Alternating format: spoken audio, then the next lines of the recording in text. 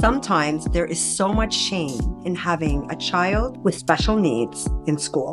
The fact is, they act out. There's something different about them. They scream, they stim.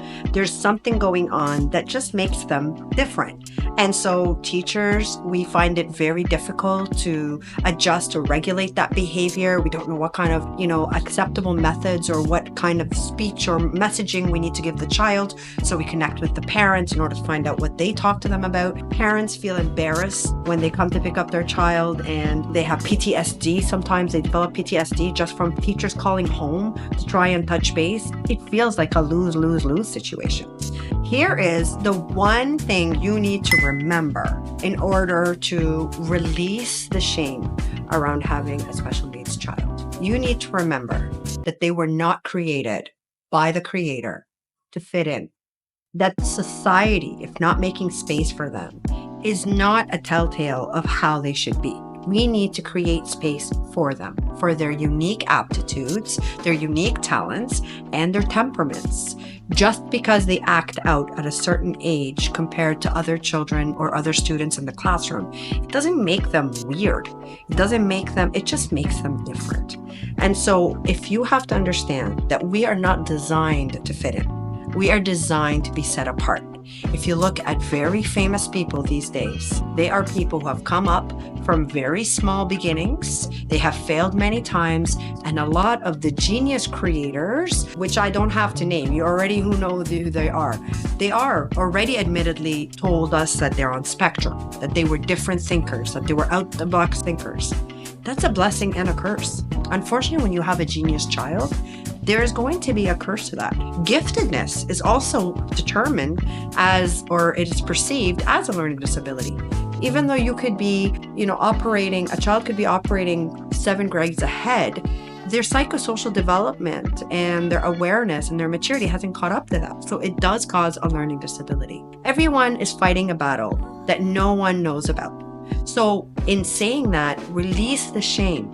That's your first thing you need to remember, is to release the shame, is to remember that your child wasn't born to fit in. They don't have to neatly fit inside a box. They can be who they are, and that's what you need to celebrate the most, because what makes them different, what makes them unique, is going to be what makes them stand out.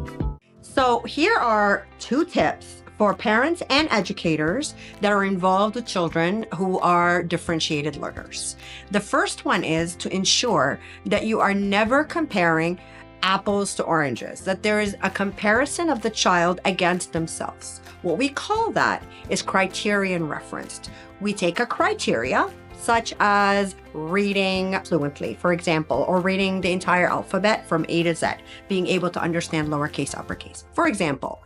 And what we're doing is measuring the child's ability to do that against themselves. So at the age of 6, if they didn't get it, at the age of 7, they didn't get it, at the age of 8, they got it. So now we know they have completed a milestone or criteria. This criterion referenced evaluation is so much more effective than norm evaluation or norm referenced, where we're comparing Johnny against Rebecca. They come from different homes, they come from different backgrounds, they have different aptitudes. We shouldn't be comparing them against each other. So that's the first tip. So the first tip is to measure a child against themselves. The second tip is to remember or make a list with the child about all the things that they love, that they're passionate about, that they're good at, and then all the things that they need to improve on. This helps with tip number 1, which is measuring them against themselves. Together, parent and child, educator and student, you can set up the objectives that are realistic and practical for that student. It becomes individualized, curated, customized.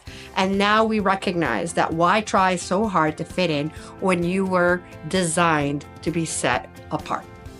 I established Agora Prep in order to ensure that every child that comes in here has a voice, have a choice, and has celebration for who they are. As quirky as they come, the weirder the better. Even on my sweater, it says misfits since 2021. Our staff are misfits, our children are misfits, and I always tell them there is no fitting in because there's nothing to fit into. The fact is, a misfit is unique, they're spunky, they're fun, and they are individual. So our programming reflects that. Every child comes in here, we do an assessment, figure out where they're reading, where they're writing, and we go from there. And every child develops at their own pace. You want to go as quickly and speedy as Speedy Gonzalez? We're all in. You want to move a little bit slower in math and a lot faster in English? We're all in.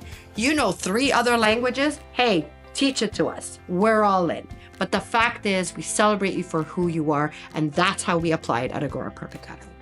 If you want to learn more about Agora Prep Academy, subscribe and follow us on YouTube, but we're also on Instagram, on Facebook, and our website is agoraprep.com. So reach out and learn more about us.